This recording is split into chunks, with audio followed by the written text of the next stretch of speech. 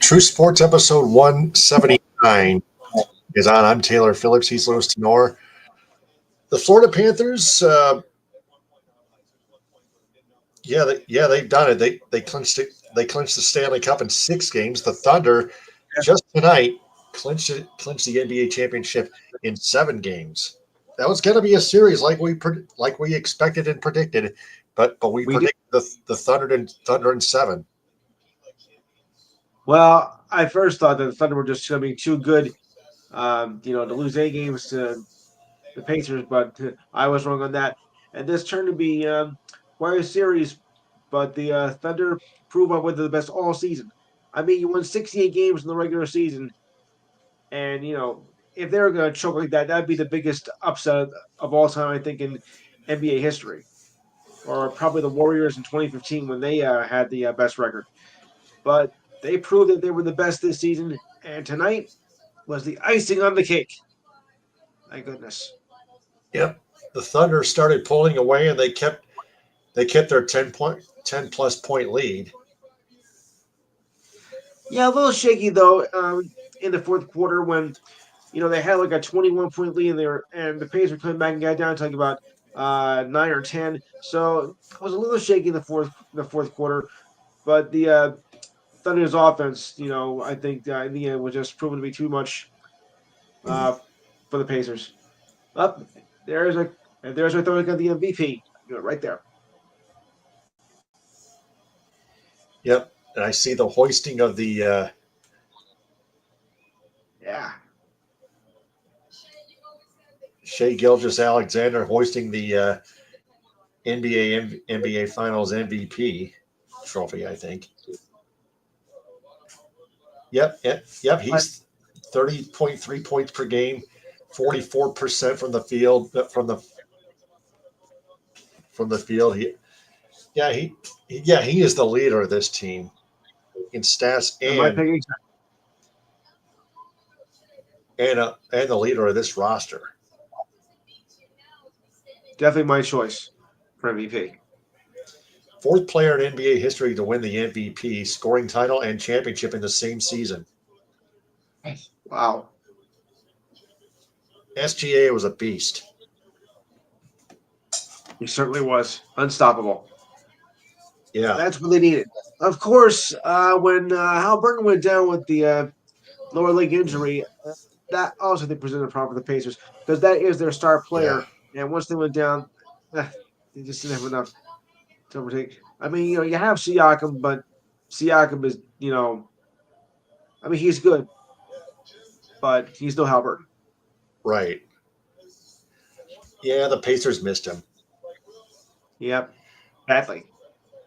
Yeah, so the Florida Panthers, they're too good. Yeah. Back-to-back Stanley Cup championships.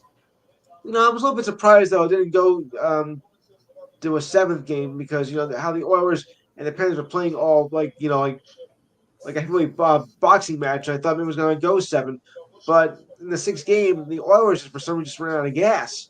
I mean, you got the top twosome. You got Draisaitl and Connor McDavid, the powerhouse, and I thought it was going to be enough to get them to Game 7. But they just lost it in Game 6. I mean, I wasn't expecting that at all. I was expecting to get it to a fight and, push it Game 7. I don't know if it went into an overtime, but it would have been competitive. But Game 6 was not competitive at all. Well, the Panthers had just way too many good players, and they had home ice advantage in Game 6. They just played their hearts out and won it. They just dominated. Edmonton in Game 6 never even showed up. Not at all. That's not. Forget about running out of gas. They just never showed up. Period. Yeah, I mean, I expected better in that Game 6 for them. A lot better, yes.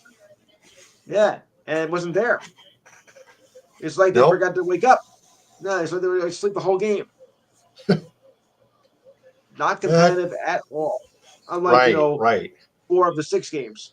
Ken 4, 5. That's right. Game 3 and 6, no. Oh, that's right. Ken Holland's the GM of the Kings already. The LA Kings. Yes. Yeah. Yeah. I mean, 4 of the 6 games were competitive, but 3 and 6, no. Right. I mean, Game 6 was like a Game 3, Part 2.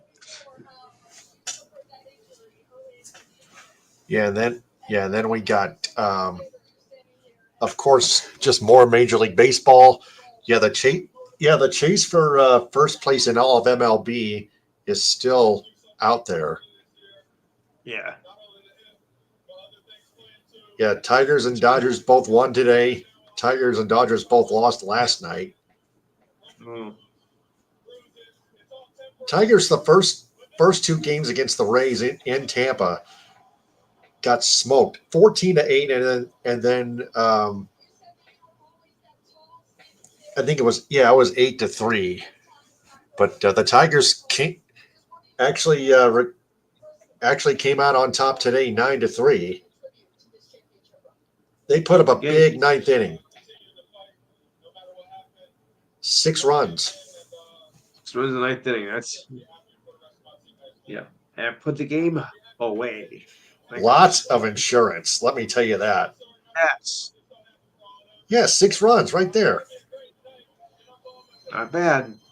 Yeah, they just gotta Tigers are um, they just gotta cut back on the errors. They made 2 of them, but man, best season. Yeah, best season is 2012. thus far it has been since 1984. Well, I mean, okay, yeah, the World Series, but other than that, because they went to the World Series in 06 and 12. I know they didn't win, but it's the best their season since then. Right. Remember the '84 World Series? 2013 was almost as good. Yeah, it was.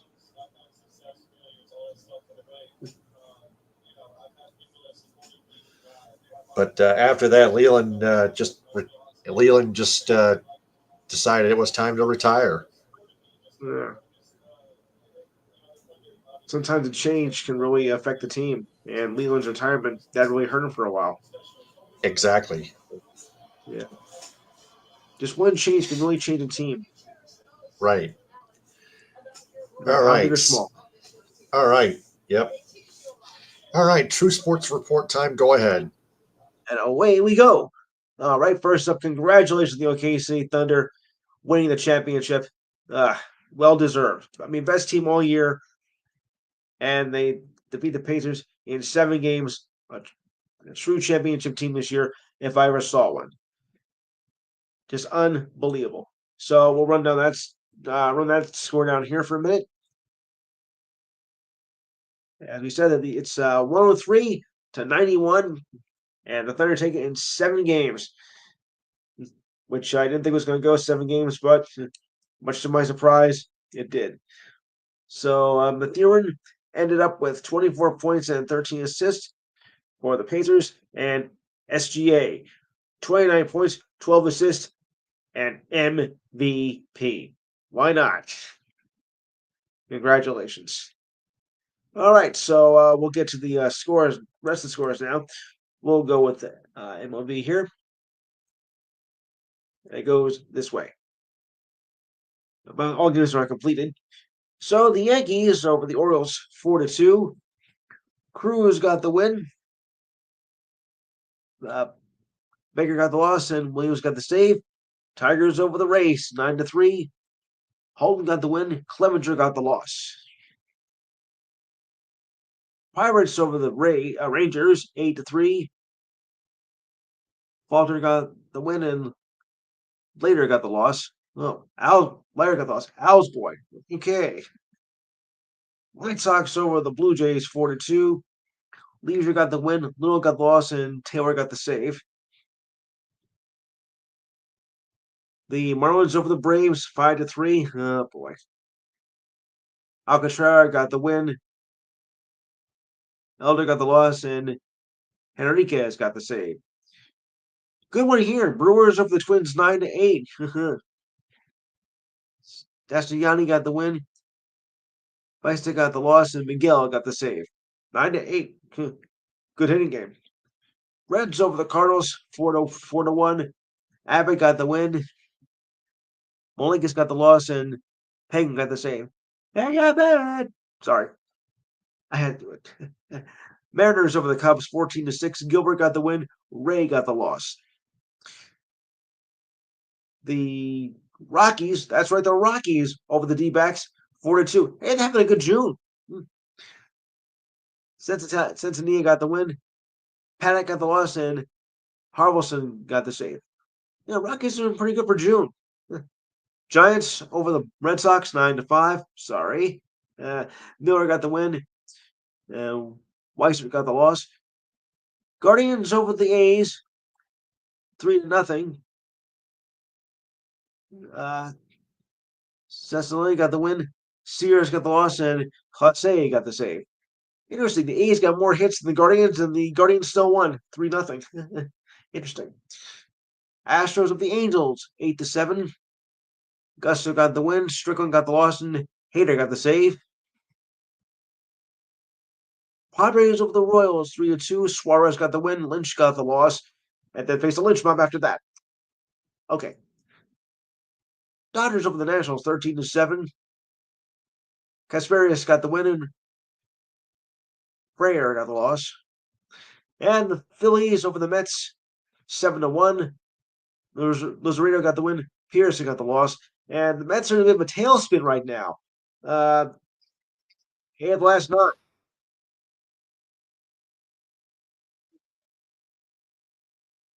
There we go. All right. Now let's check the standings.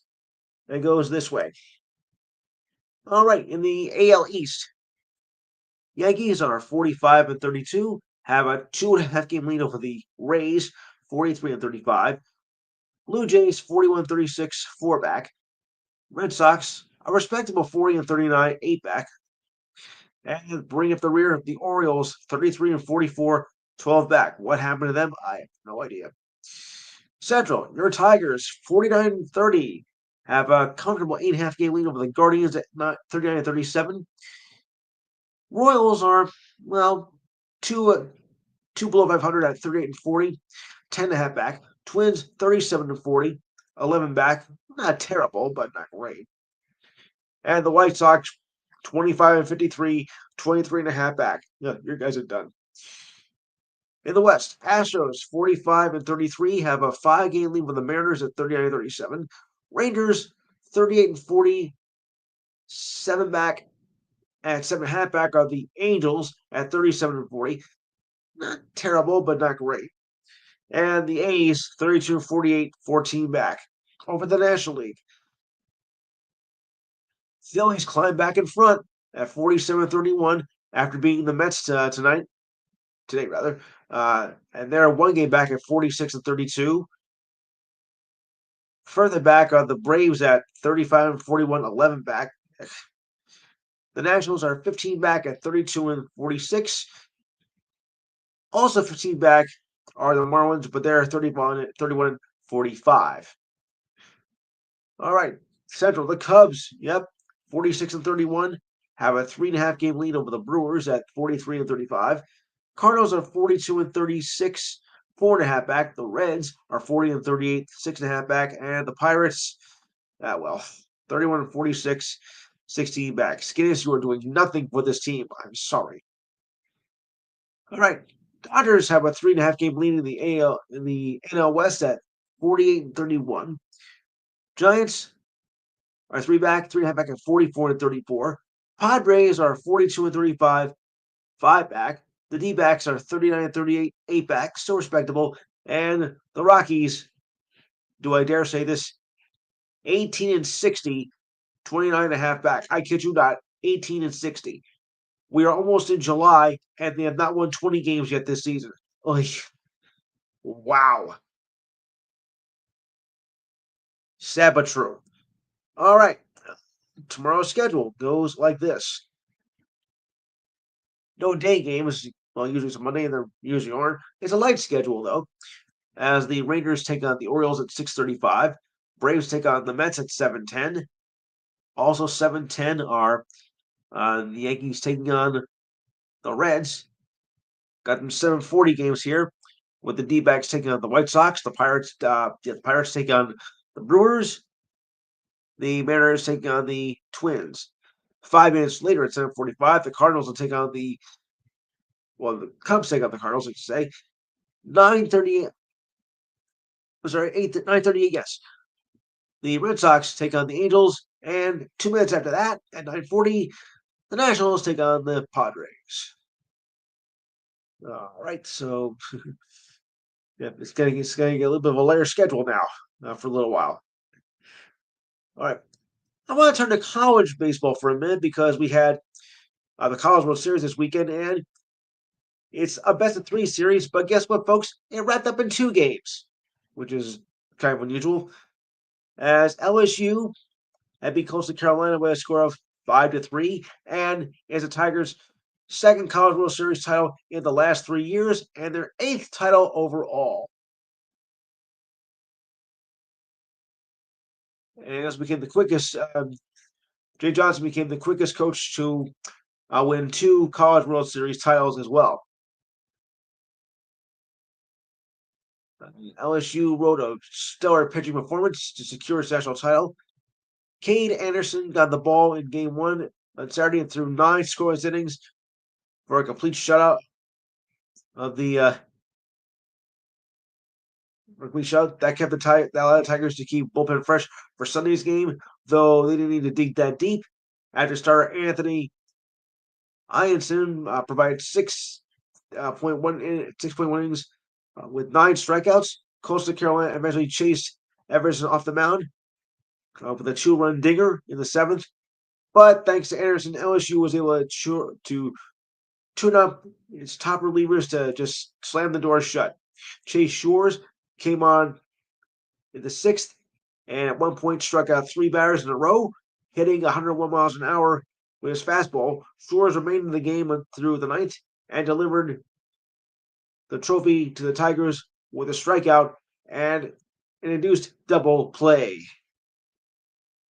So congratulations on that. I remember the LSU won the 1996 World Series on a home run. Wow, you had to see that to believe it. All right, I got some WNBA.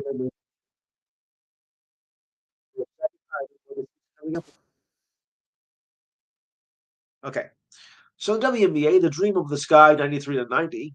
Aikens had 29 points and 6 rebounds, and Gray had 19 points. The Mystics over the Wings in overtime, 91-88. Paige Becker's UConn favorite, 20 points, 9 rebounds, and 7 assists. Chiton, 27 points, 11 rebounds. Aces over the Fever, 89-81. Boston had 26 points and 10 rebounds. That's Aaliyah Boston, not the city of Boston. And Young had 19 points, 7 rebounds, and 7 assists. Though she is a good player. Storm over the Liberty, 89-79. The Liberty have now lost 3 in a row after starting the season at 9-0. Oh, boy. Breanna Stewart, 18 points, 9 rebounds, 7 assists. And Olga Mike, 26 points, 7 rebounds. And finally, the Valkyries, yes, the Valkyries, which are doing pretty good for an expansion team, beat the Sun, 87-63. Sheldon had 10 points, and Thornton had 21 points and 8 rebounds. Valkyries are 6-6. Not bad for an expansion team. I'll tell you that right now. Not bad. So let's check the standings on this one as well. And they don't do by conferences. They just go by team records. No East or West here. So anywho, the Minnesota Lynx are now 12-1. 2 games ahead of the Liberty at 10-3. Also 2 ahead of the Liberty Mercury at 11-4. The Dream are 2.5 back at 10-4. 3.5 back are the Seattle Storm at 9-5. 5 back are the Golden State Valkyries at 7-6. Hey, not bad at all. Aces are 6 back at 6-7. Also with the Indiana Fever. Caitlin, what are you doing wrong? Mystics are 6.5 back at 6-8. The Sparks, who have no spark at all, are 8.5 back at 4-10. The Sky are 9 back at 3-10. 9 back. The Dallas Wings are 3-12, 10 back, and the Connecticut Sun, who is about to go down, are 10.5 back at 2-12. Ugh. What is wrong with that team? And last year they were in the WNBA semifinals. What happened to them? Ugh. So we'll go down. We'll go to Tuesday's games because there are no games tomorrow night. So Tuesday it goes down like this: 8 o'clock, the Lynx take on the Mystics. Also 8 o'clock are the Sparks taking on the Sky, the Dream taking on the Wings, and at 10 o'clock, the Fever take on the Storm. That's for you WNBA fans out there. And I follow that league from the beginning. Gold Cup soccer action. I'd say, well, if you're a soccer fan, what have I got news for you? Because the United States finished undefeated in group play as they defeated Haiti 2-1. So they're now 3-0 in group play. And in the other match, Saudi Arabia and Trinidad and Tobago tied at 1. So the next round will begin, I believe, next weekend. So we'll take care of that then and there. All right. Now on to other news items of the week. Away we go. Oops. All right. So, like I said, Coastal Carolina, LSU beats Coastal Carolina 5-3 and take the series in 2 games. All right. Restricted free agent forward Fabian Zetterlund signed a 3-year deal worth $12.8 million with the Senators on Thursday. Last season, he split the season with the Senators and Sharks and recorded 22 assists with 19 goals. The Senators acquired the Swedish native along with Tristan Roberts and a 4th-round pick in next week's draft from the Sharks on March 7th in exchange for Noah Gregor and Ossipak in the 2nd-round pick in the upcoming draft next week. Zetterlund was coming off a $2.9 million deal last season. Well, another tragic moment happened in the sports world this weekend. 3 people perished and 70 were injured after falling off from the upper stand at a stadium in Algeria, according to the Algerian Ministry of Health report on Sunday. Ugh. The Beni Messius Hospital received 30 injured, along with the 3 deaths recorded. The Algerian Ministry of Health said in a statement that adding the Ben Aknou Hospital received 27 injured, and the Babel Ode Hospital receiving the remaining 16 injured. Oof. Just a horrible incident right there. The Algerian president offered his condolences and wished a speedy recovery to those injured. The club MC Algier has yet to comment on the other fatalities. Still just a senseless tragedy. It's official, as Kevin Durant, aka KD, and the Suns have now parted ways. Oh, what a surprise. So the Suns sold off Durant to the Rockets in exchange for Dylan Brooks, Jerry Green, and the number 10 draft pick, as well as 5 second-round picks, according to ESPN. The draft is actually on Wednesday. Durant will be entering his 18th season in the 2025-26 season. This past season, he averaged 26.6 points, 6.0 rebounds, and 4.2 assists, and shot 52% from the field and 43% from three-point range. Durant is a huge get for the Rockets, who finished the regular season at number 2 in the Western Conference. The 15-time All-Star just might be what the Rockets need to contend for a championship. Despite the fact that Rockets were number 2 in the Western Conference, they lost to the Warriors in the first round in this year's playoffs. A KD trade was no secret, as was widely reported that Durant would leave Phoenix in the offseason. Recent reports indicate that Durant preferred either the Rockets, Spurs, or Heat. So in the end, he got his wish, and I hope he's happy. Yeah, we'll see. All right, so the Bucks guard Pat Covington has exercised his $9.2 million player option for the upcoming season, said by ESPN. He was facing a Tuesday deadline on the option. Even with his $9.4 million in the Bucks still project to be below the first apron this summer and be able to sign a player to the $14 million player exception, as told by ESPN. Yes, hold it. Cunnington finished his seventh season with the Bucks, but only averaged 14.7 minutes per game, his lowest since the 2016-2017 season. A second-round pick in 2015, Covington signed with the Bucks as a free agent in 2018 after spending the previous 3 seasons with the Blazers. He was a key rotation player for the team over the next few seasons and was one of the few members of the Bucks 2021 champion team left on the roster, on this season's roster.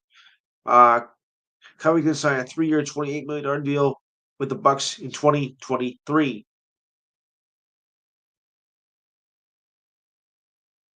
Former Oklahoma forward Jalen Moore is receiving surgery to repair a torn Achilles tendon that he suffered in a pre-draft workout. A projected second-round pick in the upcoming draft, Moore was injured during a recent visit with the Spurs, if you can believe that. His agent, Mike Silverman of Equity Sports, confirmed details of the injury with ESPN yesterday. Moore is expected to make a full recovery, but is expected to miss most of the 25-26 season, of course. In his senior season at Oklahoma, Moore averaged 15.9 points, 5.8 rebounds, and 34 games, and all were starts. For his career, Moore has averaged 10.6 points, 5.3 rebounds in 110 games, with 81 starts at Georgia Tech and Oklahoma, where he shot 39.1% from the field and 31% from 3-point range in his 2 seasons there. Okay.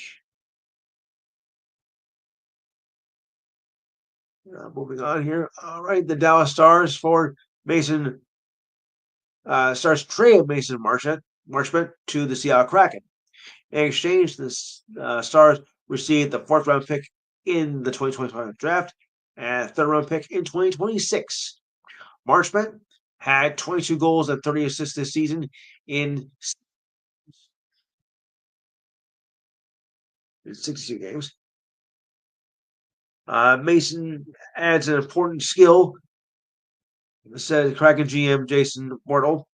He's a vet player that brings a combination of skill, toughness, and size. And hockey, hey, you need all 3 of them. Mason knows what it takes to win, having deep runs in the playoffs with the Dallas Stars. He carries a $4.5 million cap hit for the upcoming season, and the Stars have cap issues after signing forward Mike Retain to an 8-year, $96 million deal in March.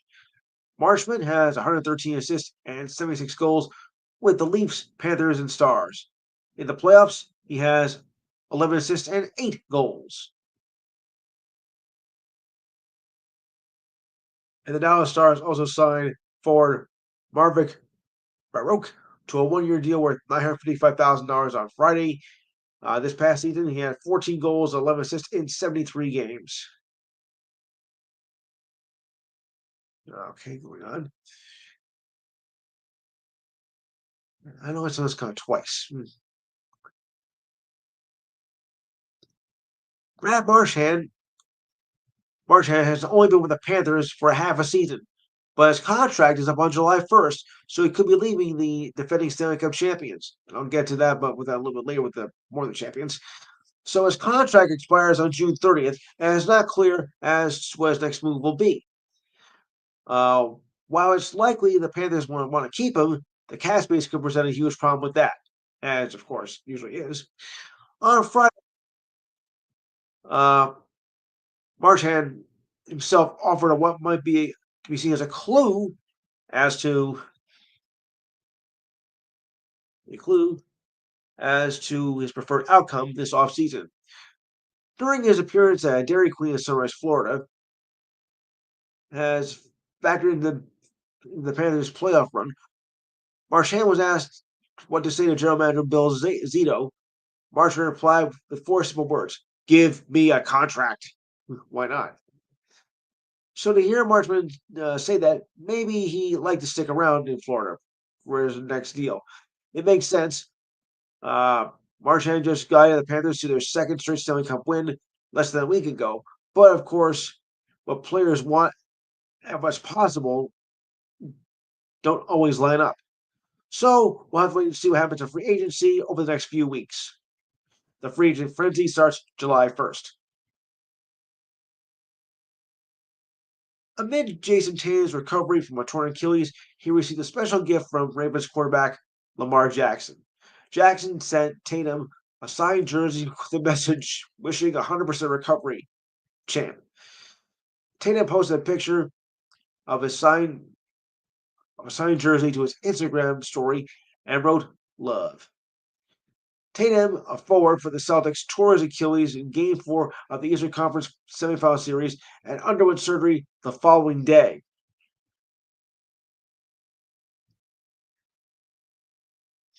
Okay. The Celtics were looking to repeat his NBA championships after winning last year's title, but that was dashed after Tatum went down with the injury and the Celtics lost to the Knicks. Haha. Since the injury, numerous athletes throughout the sports world have sent well wishes to Tatum, and now that includes Jackson. Earlier this month, Tatum posted an update on his recovery uh, for the toughest injury he has suffered throughout his career. He wrote on the website X, formerly Twitter, "It's day 25, and things are starting to get a little bit easier. Tatum is expected to miss the start of the 2025-26 season as he continues to recover from the injury." Kevin Durant did something else as well. He purchased a small stake in the French soccer club PSG, Paris Saint Germain, and the League One Champions League winner was announced. The League One champions and league winner announced on Friday. Durant and Quantar Sports Investments, PSG's minority shareholder, signed an investment and strategic agreement that will see the pair team up on commercial investments and content. Finance terms were not discussed. The deal will also see Durant's advice on PSG's sports strategy, including potential plans in the basketball, according to the statement. Such a role is very notable considering the NBA's role of expanding into Europe. Once upon a time in the NBA, the Raptors shipped out center Jacob uh, Paletti to acquire a superstar. The Raptors dealt play to the Suns to acquire forward Kawhi Leonard in July of 18, as the Raptors' 2019 championship banner can attest to, and the rest is history. Now let's move ahead to 2025.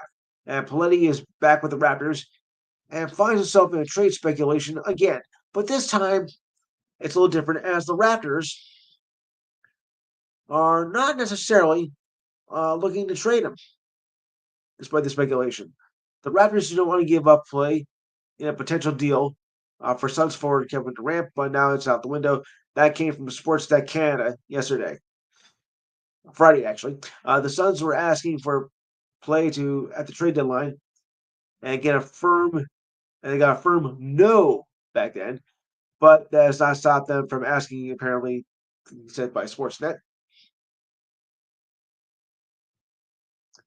He's at a career average of 14.5 points per game, 9.6 rebounds for the Raptors this season, and providing solid play despite a Raptors team that went 30 and 52 on the year. Uh-huh.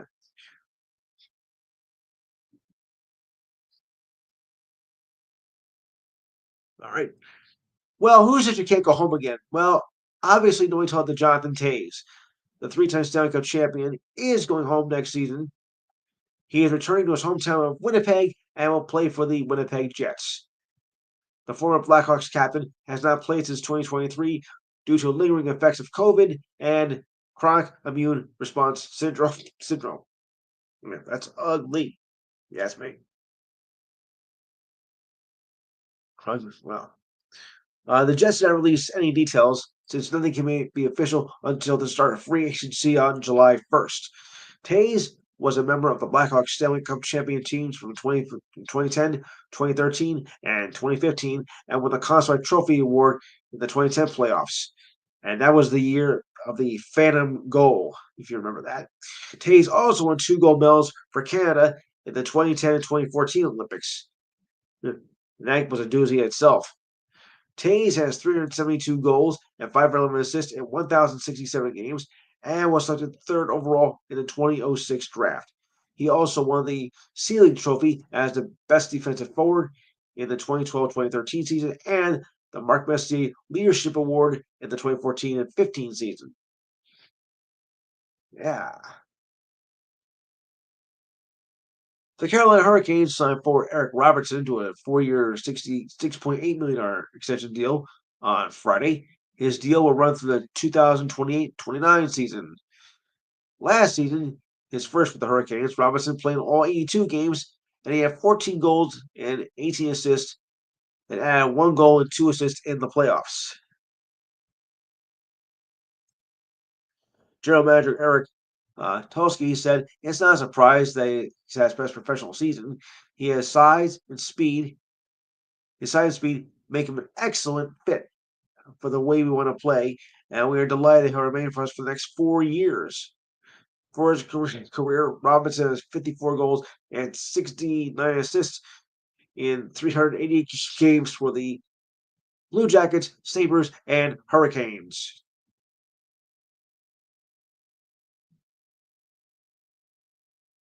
All right.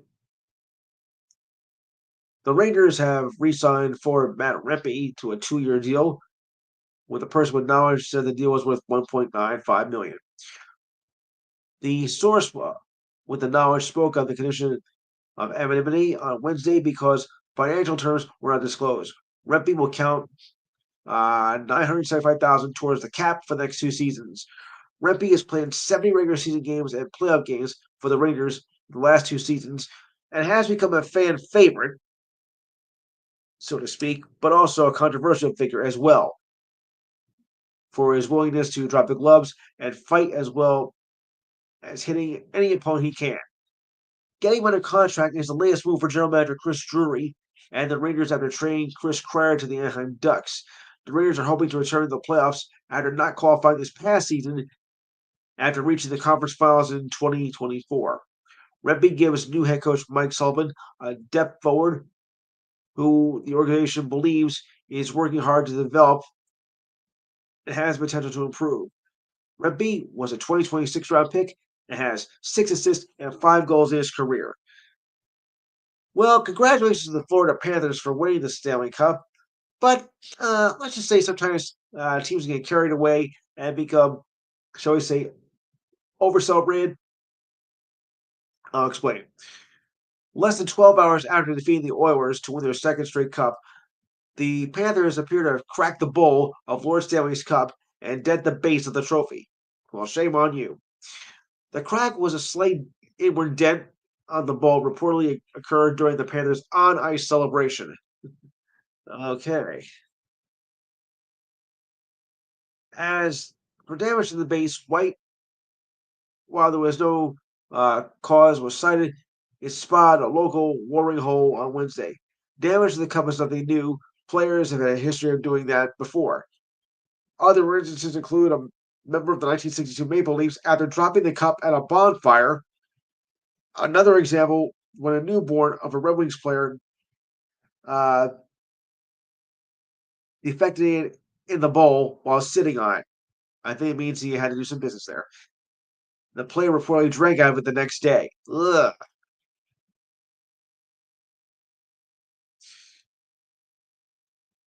Former NBA center Vlade Divac underwent emergency surgery after breaking his hip after a motorcycle accident in Montenegro. That according to doctors earlier on Friday. The accident occurred on Thursday in the Montenegro Adriatic Sea. Hospital officials said Divac suffered a fracture, and had an artificial hip was implanted. The surgical procedure was performed during the day, according to a spokesperson at a hospital in the area of Rasan. He is in stable general and physical condition and is under careful supervision by the medical staff. The former center started in his 16-year career with the Lakers. He has also played for the Hornets and Kings. He was an All-Star in 2001 and also served as general manager of the Kings. When he joined the Lakers in 1989, he was among the first wave of European players coming to the NBA. He's played in more than 1,000 games in his career and was elected to the Naismith Hall of Fame in 2019.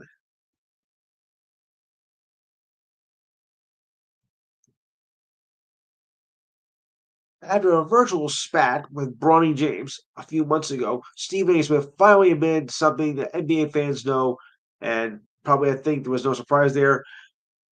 He and LeBron James cannot stand each other. What a shock that is. In an interview with Rolling Stone magazine, Smith admitted his disliking for LeBron James and vice versa, and accused LeBron of using the Bronny story as an excuse to go after Stephen A. Smith. Well, I would go after him myself. We don't like each other, Smith said. I will give him that he will respect LeBron's ability as a player, calling him one of the greatest players of all time. I will cover him objectively. When he does great, I'll applaud. And when he doesn't do great, I'll still excuse me. He did behind Bronny and tried to make nothing out of something. Like I was like trash talking Bronny, which I was not. The real issue is we just can't stand each other.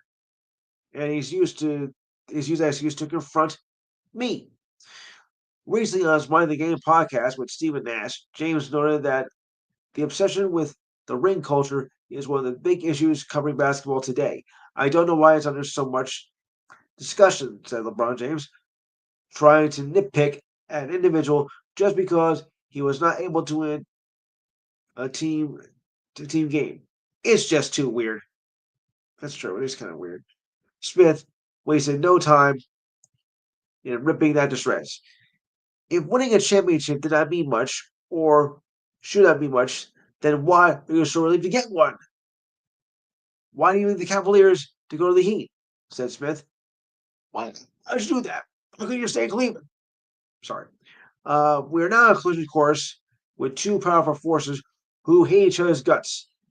And it's not even a slow part of the summer. The NHL just crowned a champion, and well, at the time of this article, the NBA finals were still going on, but now it's history. Do you feel this rivalry is just the beginning? To his last point, one criticism Michael Jordan fans can hold over is that Jordan has 6 rings and never, I repeat, never lost in a final series. As for LeBron, yeah, he's 4-6 in the finals, losing to the Spurs and Warriors while being as a member of the Cavaliers and Heat. Smith is hardly the lone debater to take issue with LeBron. Smith's former co-host and pompous arrogant jerk, Skip Bayless, would also defend Jordan's legacy in his prime. Okay, for once, Bayless and I agree. Usually I don't with him. Yeah. Uh, Ime Udoka signed a long-term extension to stay with the Houston Rockets, as reported by ESPN. The new deal will make Udoka one of the highest paid coaches in the league. Udoka was hired by the Rockets in 2023 after he was suspended, then fired by the Celtics in the 2022-23 season after a violation of team rules. Udoka is coming off a 52-win season for the Rockets and earned a number 2 seed in the Western Conference. It was the first postseason for the Rockets in 5 years. They pushed the Warriors to a 7-game series but lost in the first round. In his first 2 seasons, he took the Rockets to back-to-back 500 seasons after finishing the 2022-2023 season at 22-60. According to reports from ESPN, the Knicks were interested in interviewing Udoka, but the Rockets dismissed that request. And at this point, the Knicks still don't have a coach, so we might be looking at a new soap opera called The Young and the Coachless. Oh, oh boy. The Nashville Predators have reacquired forward Eric Hula from the Devils for defenseman Jeremy Hansel and a fourth-round pick in next week's draft. In 759 career games, Hula has 153 goals to go with 184 assists. He also had 16 goals and 21 assists in 78 playoff games. After being drafted in the 7th round by the Wild in 2009, the longtime winger has spent 10 seasons in the league, starting with the Vegas Golden Knights. The Vegas Golden Knights. Then went on to the Hurricanes, the Panthers, and then the Predators. And then the Bruins, and then the last 3 seasons with the Devils. Hollis scored 9 goals and 12 assists in 51 games in his first stint with the Predators. The winger is now entering the final year of a 3-year deal worth $3.1 million. Handel spent this past season with the Milwaukee Admirals of the AHL and the Gwinnett Gladiators of the East Coast Hockey League, or the ECHL for short. He was pointless in 4 games with the Admirals, and seemed pointless to stay there. So he went to the Gladiators and did a little bit better. He had 3 goals, 19 assists in 61 games. The defender was drafted in the 6th round of the 2023 draft by the Avalanche before heading to the Predators. Point was to stay there. I think you guys got that joke. Oh boy. Yeah. Point was to stay there. Yeah, okay. All right, so our idiot of the week goes to former NBA guard Eric Bledsoe, who could now be called Bozo, after he was arrested on Wednesday after allegedly hitting a woman in the face, according to a report from TMZ, citing the California Highway Patrol. Bledsoe was arrested around 2:30 a.m. local time after California State Highway Patrol officers investigated a domestic violence report on a freeway outside LA. Bledsoe was placed in custody at a gas station at Highway 101 after authorities found him with a woman who was suffering from bruising and swelling in her face, who said that Bledsoe hit her. Bledsoe was arrested after he refused to provide a statement to law enforcement regarding the incident. He played 12 seasons in the league, averaging 13.7 points and 4.7 assists and 3.9 rebounds on 45% shooting from the floor, as he played for the Suns, Clippers, Bucks, and Pelicans. He was named first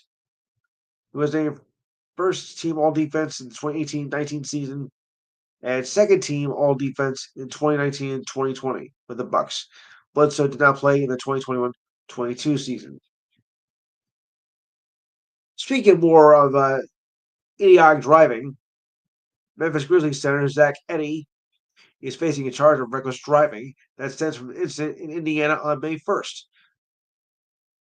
Edey, who just concluded his first season with the Grizzlies, was speeding at a ridiculous excess of 101 miles per hour in a 55-mile-an-hour zone. He sped past a state trooper, which is something that nobody should do. The trooper then pulled Edey over while driving eastbound on Tippecanoe Road. It's a misdemeanor charge for Edey, who is a hearing test set for June 23rd. He made the All-NBA rookie team this season after playing in 66 games this season with 55 starts, averaging 9.2 points, 8.3 rebounds, 1.3 blocks on 58% shooting. Edey recently underwent ankle surgery, which means likely he'll be missing the start of the season. What were you guys thinking? And the Bus family reportedly is entering an agreement into selling a majority share of the Lakers to Mark Walter for an astonishing $10 billion. ESPN reported that back on Wednesday. This marks the largest sale for a sports franchise in American sports history, and a sale that values the team at $4 billion more. Although Jeannie Buss will remain as Lakers governor and run the team for several more years, the future of the Lakers is now in the hands of Walter. Now, for those of you who have no idea who he is, well, I took some background information. He initially purchased a small minority stake in the Lakers in 2021, buying out Phil Ashholt's 26% stake. ESPN reported this stake Walter can also guarantee the first right of refusal if the Buss family wants to sell 66% in their 66% stake in their franchise helping put them in position to eventually purchase the majority of the franchise.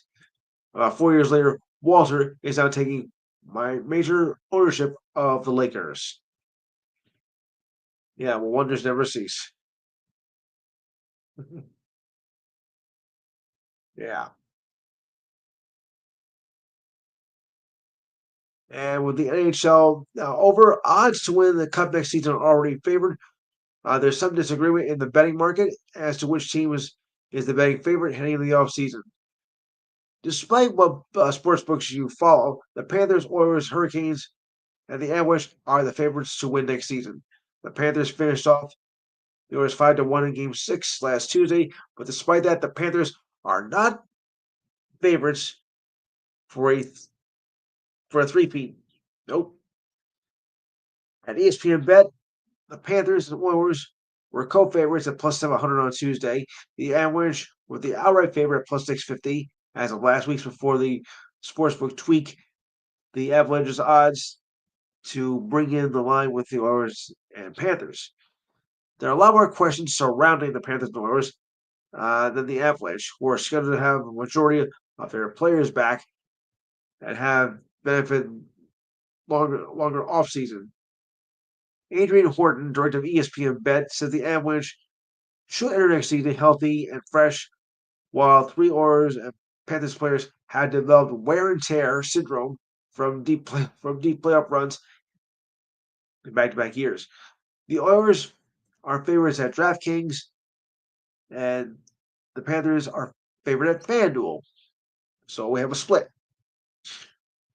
The Hurricanes and Stars round out the top tier in terms of ESPN bets odds to win the Cup. The Blackhawks and Sharks are the longest, both at 501 to win the Cup. Yeah, you're not going to do it anyway, so don't even bother. And as I said, congratulations for the Florida Panthers winning the Stanley Cup on Tuesday night in 6 games as they went on to an easy win over the Oilers 5-1. Sam Reinhart led the way with 4 goals on way to win the Cup as he found that early and found the nets less than 5 minutes in the opening period and pulling off a brilliant steal and diving towards the goal. From that point on, it was all Panthers as the Oilers had never had any momentum at all as in the previous games. Reinhart extended the lead to 3-0 in the second period after Oilers goaltender Stuart Skinner left the puck free for taking in front of the net off a rebound. Reinhart finished the night with 2 empty net goals for a 5-1 victory and earned MVP. He is the 4th player to record a hat trick in the finals, and he scored 7 goals in the finals. No one has done that since Wayne Gretzky 40 years ago. Boy, am I getting old. 40 years ago, Gretzky was the man. I am old. All right, moving on. Well, the Oilers were forced to make an early defensive change in today's game against the Yankees, bringing in former Yankee Gary Sanchez to replace catcher Maverick Hanley, who sustained an injury on a hard collision on the base paths. Ugh. During the month of the second, Chaz Chisholm Jr. was attempting to score a run after running third. He lost one of his cleats while heading towards home plate with an errant throw to center fielder Colton Cowser. Forced Hanley to move up the base path while trying to play the ball. Hanley was run over by Chisholm Jr. on his way to the plate, which became a brutal collision. Chisholm appeared to attempt to avoid making contact with Hanley, but it was too late and ran through the Oilers' backstop before scoring the Yankees' first run of the game. Hanley was examined by the medical staff. He was replaced by Sanchez after the collision, who took over behind the plate. Sanchez was, of course, as most of you know, a former New York Yankee. Show me the money is back on the mound. That's right. Ohtani is back with the Dodgers for the first time in 2 years earlier this week. He only went 1 inning in his debut on the mound, but was towing the rubber again against the Nationals today. After failing to record a strikeout, against the Padres on Tuesday. He fanned two Nationals batters at the top of the first in today's game, and as such recorded the first two strikeouts of his career with the Dodgers.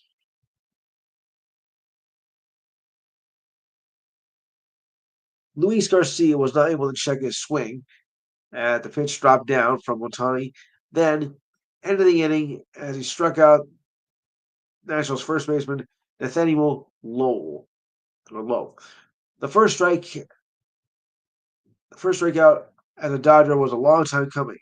Otani was restricted to just being the DH last season as he was recovering from Tommy John surgery. He continued as DH for the first 2 months of the season, and is now in the process of being stretched out on the mound in order to return to duties as a two-way star.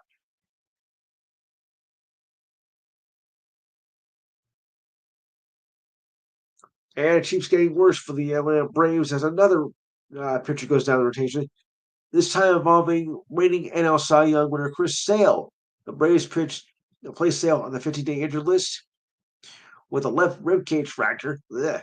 The move was retroactive to June 19th, and the Braves recalled lefty Austin Cox in a corresponding move. Sale suffered the injury during Wednesday's game against the Mets while he made his highlight in the playing field. It is not known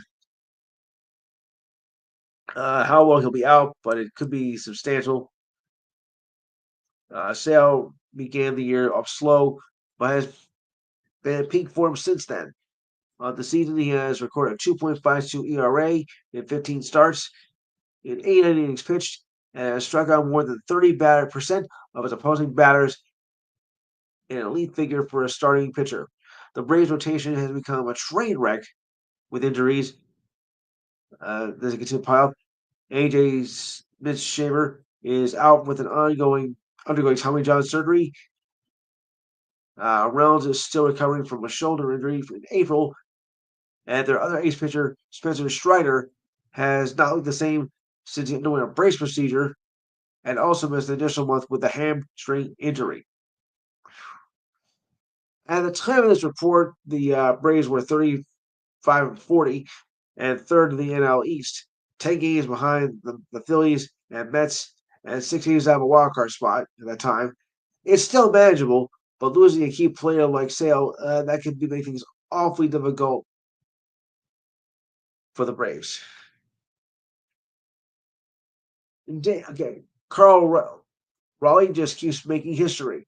Just one day after hitting 2 home runs and breaking Johnny Bench's record for most home runs by a catcher before the All-Star break, the Mariners' backup catcher once again rewrote the record books in a loss to the Cubs last night. Now Saturday night, facing Cubs right-hander Daniel Parsons in the top of the ninth.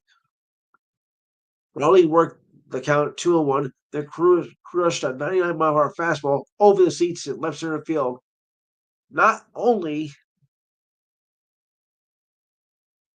get over here, did Raleigh become the first player to reach 30 home runs in the majors this season, but set 2 records in the process. He is the first catcher and switch hitter to hit 30 home runs before the All-Star break. Not only that, but Raleigh also played 75 games this season and is now the fastest player to hit 30 home runs in a season since Barry Bonds and Luis Gonzalez back in 2001. Oh, yeah. In terms of his own franchise, Raleigh joined Ken Griffey Jr. as the only Mariners players to hit 30 home runs before the All-Star break. He is on pace at 64 home runs this season, which would break the AL record for most home runs in a season. That's currently held by Aaron Judge, who set that mark in 2022 with 62 home runs.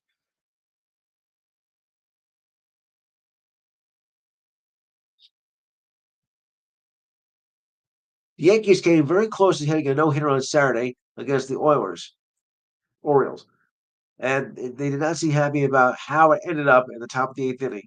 Clark Schmidt started the game and did not give up a hit through 7 innings. Then he gave up a hit to JT Brubaker,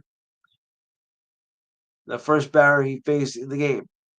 Then that hit, however, came after the umpires ruled that the Orioles' Gary Sanchez checked his swing on what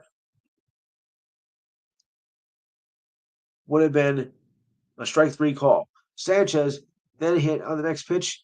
He saw into center field, and the no hitter was then history. It looked like it could have been a strike three call. It was only it was the only hit for the Orioles as they lost to the Yankees. Good. Denver Broncos signed UFL cornerback Mario Goodrich on terms of the deal, though, were not disclosed. Goodrich played 4 games for the Eagles with 1 start and 5 tackles. In 7 games with UFL Birmingham Stallions, he recorded 17 tackles and 3 forced fumbles. The Broncos then waived defensive back Tanner McAllister in a corresponding move. McAllister appeared in 3 games with the Broncos in 2024 and 3 games with the Browns in 2023. Chiefs wide receiver Rashid Rice and first rookie Josh Simmons will be ready for camp as set by head coach Andy Reid on Thursday. Rice missed most of last season with a torn ACL as he collided with Patrick Mahomes in Week 4 against the Chargers. I remember that very well. Rice got up to a hot start with 24 catches and 288 yards and 2 touchdowns in the first 3 games.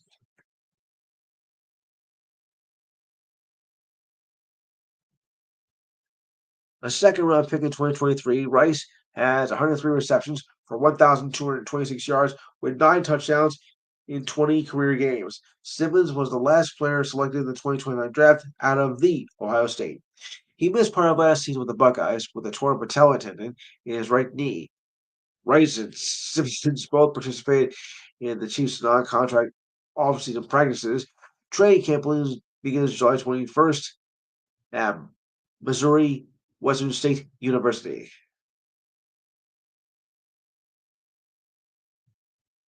Okay.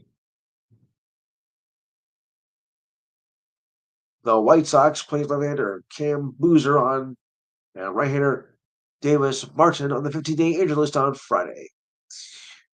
There were 5 parties against. These were part of 5 moves ahead of 3-game series. Boozer has a left shoulder strain, and Martin has a right forearm strain.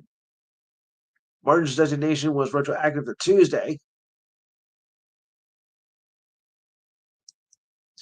Boozer is 1-4 with an ERA of 5.11 with 1 save in 30 relief appearances. Martin is 2-7 with a 3.79 ERA in 14 games with 13 starts. The White Sox also called right-hander Winkleman Gonzalez from AAA Charlotte and signed the contract of left-hander Jake Powers of AA Birmingham and designated right-hander Caleb Freeman for assignment. Neither Gonzalez or Push have pitched in the majors. Freeman made his debut on May 5th, posting a no decision and a 5.40 ERA in 5 relief appearances.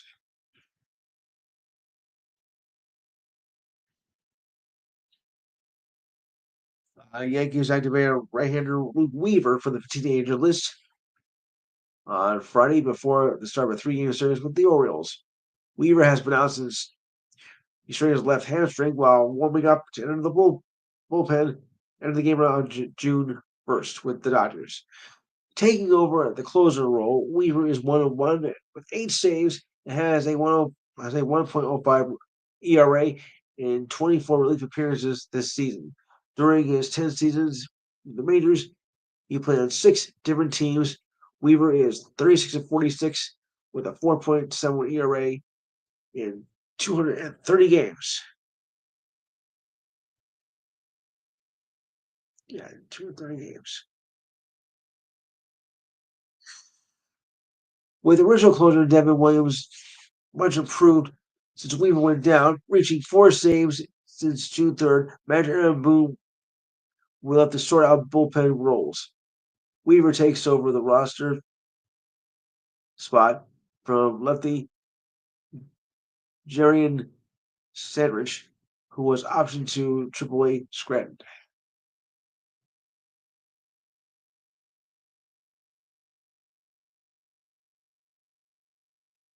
The Dodgers acquired left-handed pitcher Zach Pedroid from the Red Sox for cash considerations and moved right-hander rookie Saki to the 60-day injured list. Pedroid has only played 7 games in the major league. There's only 7 games of major league experience, all with the Red Sox last season. In relief, in 4 innings, he had 2.25 ERA. Sasaki has not pitched since going on the injured list on May 23rd with a shoulder condition. He is 1-1 with an ERA of 4.72 his rookie season with the Dodgers. After the Red Sox traded Rafael Devers to the Giants, after acquiring right-hander Jordan Hicks and left-hander Kyle Henderson, Pedroll was designed for assignment to open a spot on the roster. In 6 innings with 2 starts at AAA Worcester this season, Pearl was 1-0 with a 5.68 ERA. He also pitched a scoreless inning with the Red Sox Complex League in Florida. Pell, who was not drafted, signed as a free agent with the Rangers in 2018 out of Northwestern. 2 seasons in the Pioneer League before signing with the Red Sox in 2023.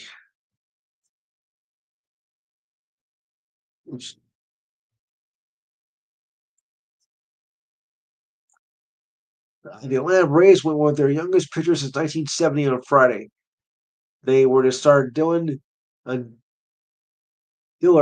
Fuentes and start for the Braves on Friday against the Marlins. A native of Colombia, Fuentes just celebrated his 20th birthday on last Tuesday. And is the youngest pitcher to start Braves since Mike McQueen did that 55 years ago. McQueen spent 5 seasons in the majors for pitching with the Braves and the Reds.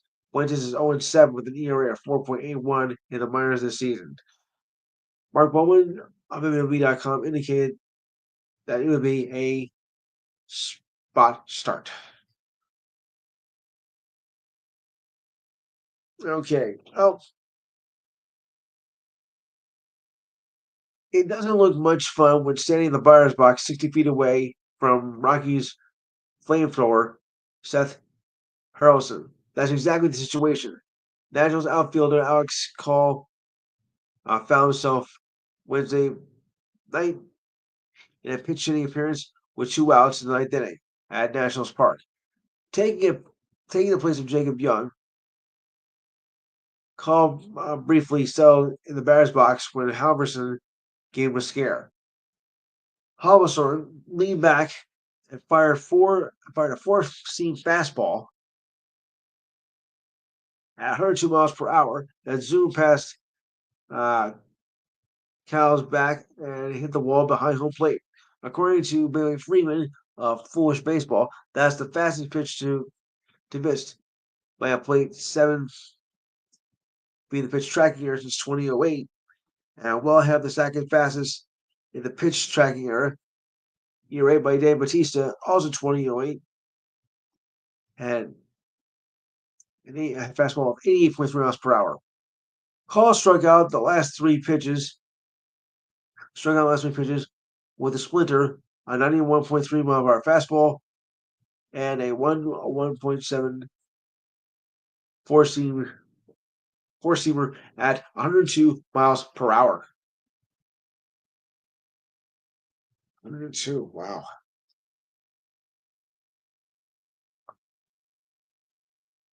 CJ Mosley announced his retirement on Thursday via Instagram, and Real also posted the announcement on X. Mosley, who just celebrated his 33rd birthday, highlighted and recapped his entire career, in an Instagram video. The reel includes pictures of himself playing youth football and a video where he's committed to Alabama at the 2010 All-American Bowl that progressed with the Ravens drafted him.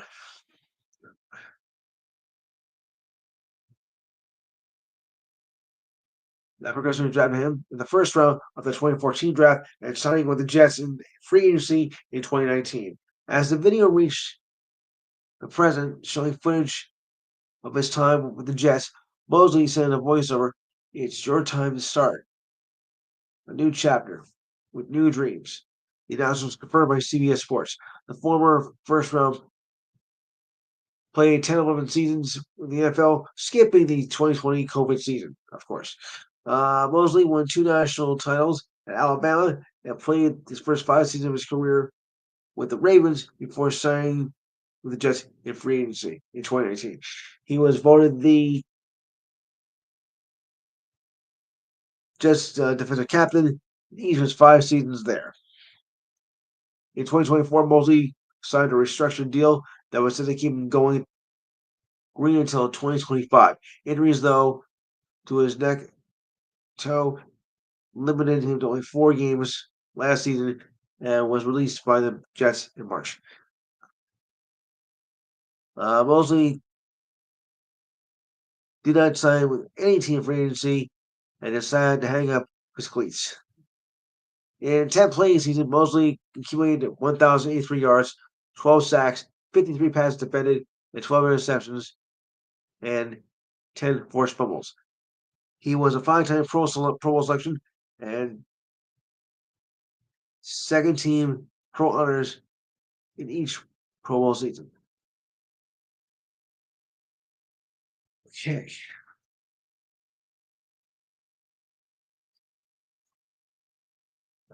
Let's see. I may have one or two more to see here, but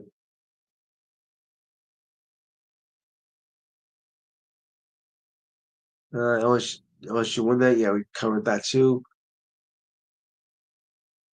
All right. Former NFL defensive back Raheem Robinson, who wanted to serve as a director of engagement for the Chiefs, filed a lawsuit against the franchise for a wrongful termination. The suit accuses the Chiefs of discriminating against Robinson because he's black. A 9-year employee of the Chiefs, Robinson filed a lawsuit in the U.S. District Court for the Western Division of Missouri during the week. He claims that a meeting in February that he was accused of attacking a female coworker, so the Chiefs refused him security footage. The Chiefs then fired Robinson, who added the team paying him a salary of $125,000, while other franchises pay comparable position. That's what the Chiefs play in the. That's why the Chiefs pay their African American employees far less than their white counterparts. Robinson was the last player selected out of the 2021 draft out of Alabama. He played in 26 games across 4 seasons with the Lions, Eagles, Browns, and Cats. 37 tackles and a fumble recovery. Okay.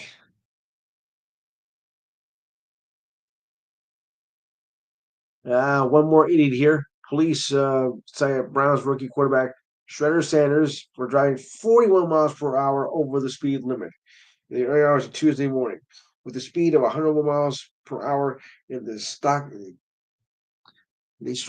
police department in Ohio. Police records indicate that Sanders was stopped shortly before his 12:30 a.m. for exceeding the speed limit of 60 miles per hour in his bike Terex truck in the town of Strongville, which is about 20 miles southwest of Cleveland. As a result, he either must pay a $250 fine for a fourth-degree misdemeanor charge or dismiss the ticket during a court appearance on July 3rd. A projected first-round pick in April, after throwing 4,134 yards and 37 touchdowns in Colorado, Sanders was selected in the fifth round by Cleveland after the Browns selected Dylan Gilbert in the first round. It was in the third round of the draft.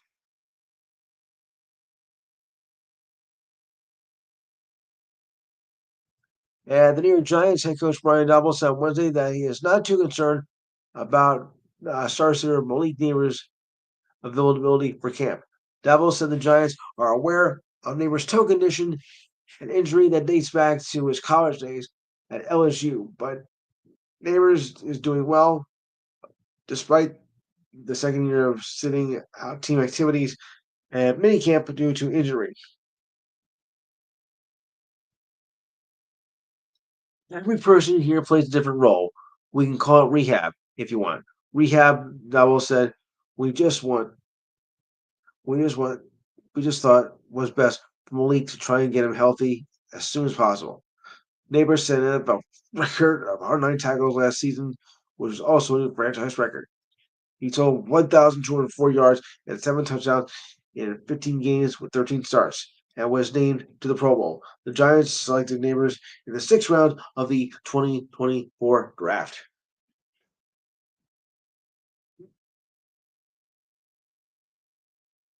Okay. Justin Verlander returned to the Giants after he was sidelined with pectoral soreness. Verlander was to start against the Guardians, the three-time Cy Young winner, seeking for his first win with the Giants in 11 assists. Verlander was activated for the 15-day injured list, and catcher Patrick Beverly was reinstated from the 10-day injured list.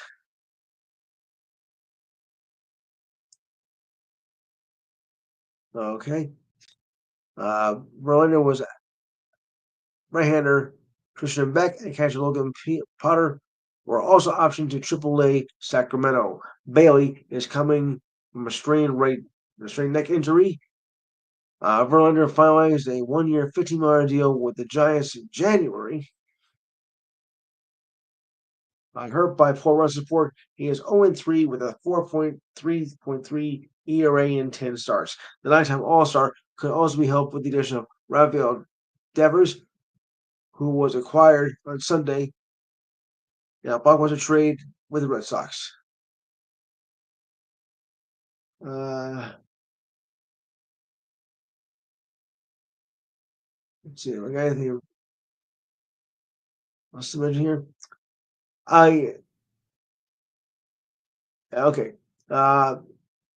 Another tragic story as Orioles minor league infielder Luis Guariva died on last Sunday in a jet ski collision in Sarasota, Florida. The Orioles issued a statement on Tuesday confirming the death without mention of cause. Oof.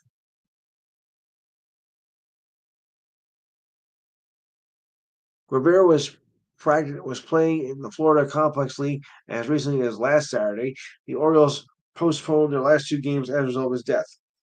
Guevara was a native of Venezuela, playing in his first year. The U.S. with 283 and on base percentage of 3.82 with no home runs. And how many RBIs? But 9 RBIs in 24 games for a Class A Delmarva. This year, before moving to Double-A Chesapeake, where it was 0-5 in 2 games. In 4 games since moving to the Complex League, he is 3 for 10. In the Dominican Republic, the Dominican Summer League, he had 281 with no home runs, but had 49 steals and 44 RBIs, 114 games.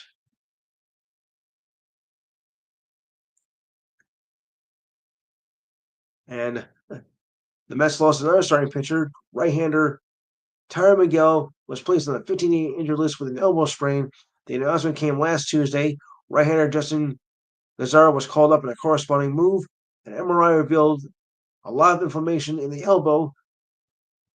Said Miguel said to SNY last Tuesday, adding that his UCL is sound. He will rest for about 7 to 10 days and will miss about 4 to 5 weeks, as mentioned. 4 to 5 weeks.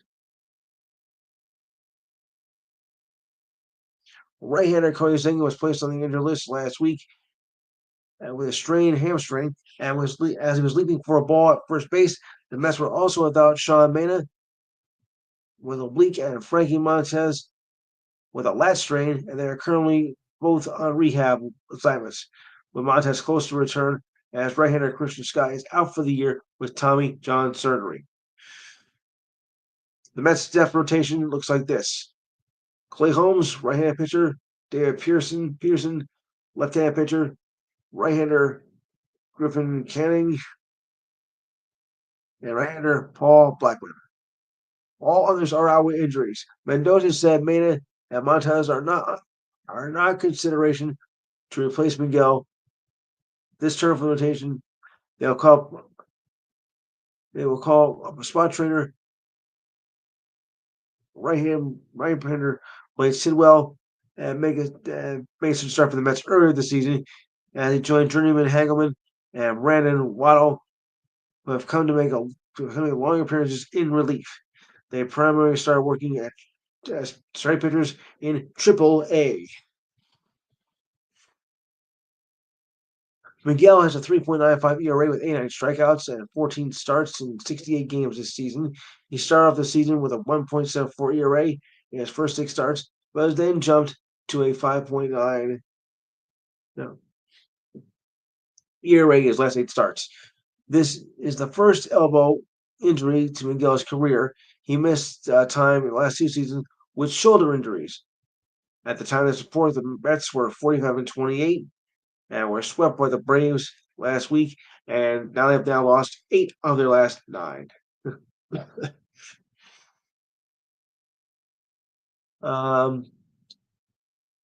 Yeah, I think that's going to wrap up for me. So now I'll just turn back over to you. All right, that's episode 179 of True Sports. We'll be back this upcoming Friday for episode 180 at 11:30 p.m. Until then, for Lewis, I'm Taylor. Stay true and believe it or not, it's True Sports. Good night, everyone. Good night, folks.